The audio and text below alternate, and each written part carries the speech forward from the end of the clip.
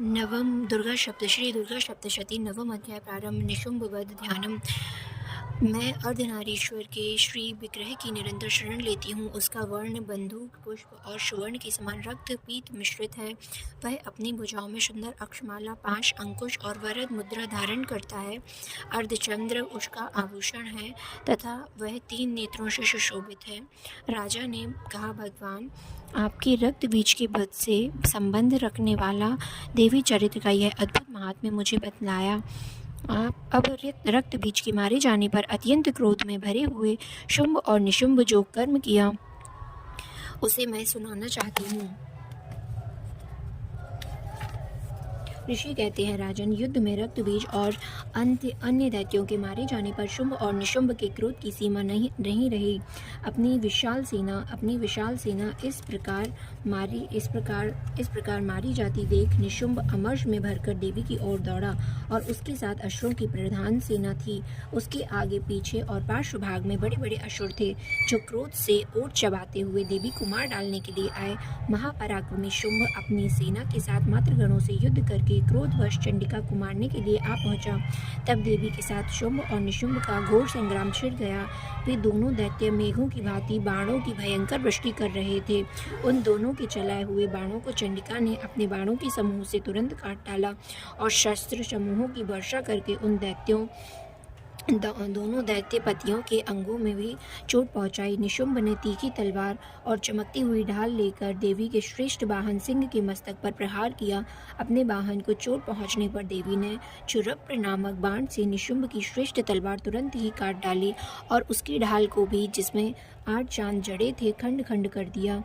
ढाल और तलवार के कट जाने पर उस असुर ने शक्ति चलाई, किंतु सामने आने पर देवी ने चक्र से उसके भी 2 टुकड़े कर दिए। अब तो निशुंभ क्रोध से जल उठा और उस दानव ने देवी को मारने के लिए शूल उठाया, किंतु देवी ने समीप जाने पर उसे भी मुक्के से मारकर चूर्ण कर दिया। तब उसने गदा घुमाकर चंडी के ऊपर चलाई और परंतु तो वह भी देवी के त्रिशूल से कटकर भस्म हो गई। तदनंतर दैत्यराज निशुंभ को फरसा हाथ में लेकर आते देख देवी ने बाण समूहों से घायल कर धरती पर सुला दिया। उस भयंकर पराक्रमी भाई निशुंभ के धराशायी हो जाने पर शुंभ को बड़ा क्रोध हुआ और अंबिका का वध करने के लिए वह आगे बढ़ा। रथ पर बैठे बैठे ही उत्तम आयुधों से सुशोभित अपनी बड़ी बड़ी 8 अनुपम भुजाओं से समूचे आकाश को ढककर वह अद्भुत शोभा पाने लगा।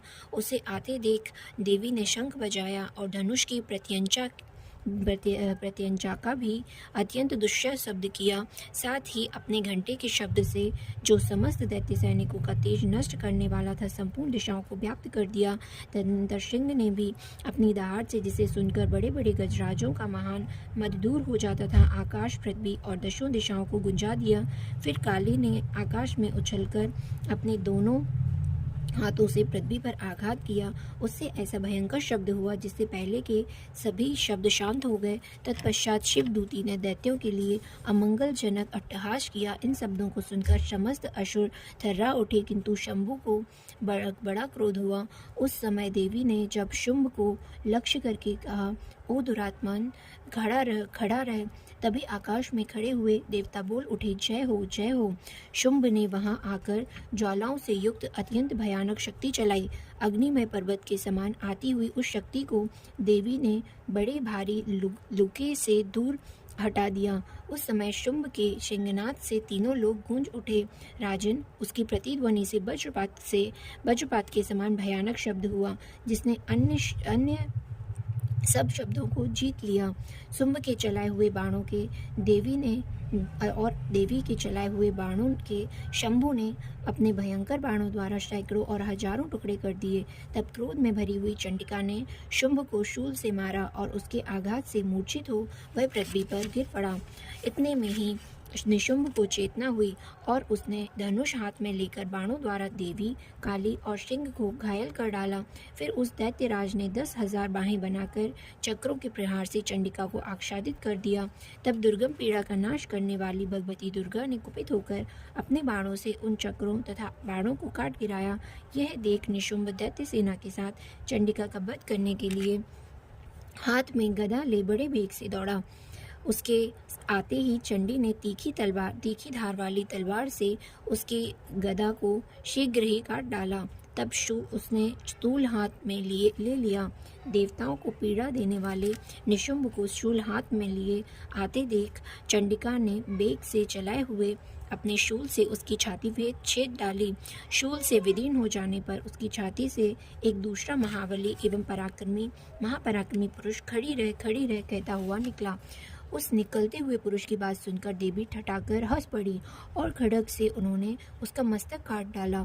फिर तो वह पृथ्वी पर गिर पड़ा। तदनंतर सिंह अपनी दाढ़ों से अश्रों की गर्दन कुचलकर खाने लगा।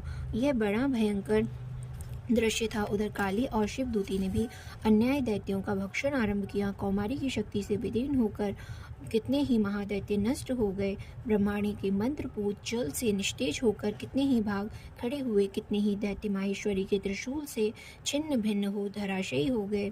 बारही के थूथुन से आघात से कितनों का पृथ्वी पर कचूमर निकल गया। वैष्णवी ने भी अपने चक्र से दानवों के टुकड़े टुकड़े कर डाले। ऐन्द्री के हाथ से छूटे हुए वज्र से भी कितने ही प्राणों से हाथ धो बैठे। कुछ असुर नष्ट हो गए, कुछ असुर उस महायुद्ध में भाग गए और कितने ही काली शिवदूती और सिंह के ग्रास बन गए। इस प्रकार श्री मार्कंडेय पुराण में श्रावणिक मनवंतर की कथा के अंतर्गत देवी महात्म्य में शुंभ और निशुंभ वध नामक 9वां अध्याय पूर्ण हुआ।